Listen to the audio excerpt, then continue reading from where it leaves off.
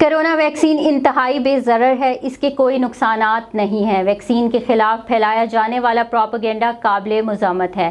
مزید تفصیلات جانتے ہیں ہم تحصیل جتوئی میں اپنے نمائندے مجیب الرحمان شامی سے۔ جی مجیب الرحمان شامی، تفصیلات سے آگاہ کیجیے گا۔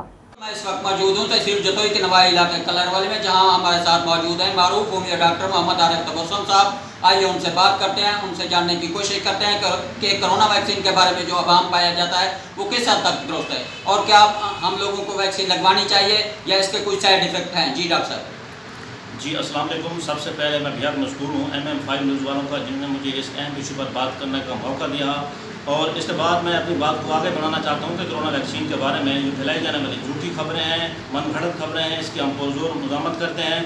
اور دوسرے نمبر پر میں اپنی بات کو اس حوالے سے کرنا چاہتا ہوں کہ کرونا ویکسین جو ہے یہ کسی کے کوئی اس کے نقصان نہیں ہے، اس کے بارے میں غلط افواہیں پھیلائی جا رہی ہیں۔ ہمیں چاہیے کہ حکومت کی اس فری کرونا ویکسین مہم میں ہم اپنے پیاروں کو، اپنے کو اور تمام اپنے ساتھیوں کو ویکسینیشن کروائیں کہ اس کے بہت زیادہ فائدے ہیں، کسی کے اندر کوئی نقصان نہیں ہے۔ دوسری بات یہ ہے کہ اکثر سننے کو آ رہا ہے، آج مجھے صبح کال ہے یہ کہ ہم کیا کرونا ویکسین لگوائیں یا نہ لگوائیں، کہ کرونا ویکسین سے بندے 2 سال بعد مر جائیں گے۔ اس کے کوئی ایسی بات نہیں ہے، یہ جھوٹا پلندہ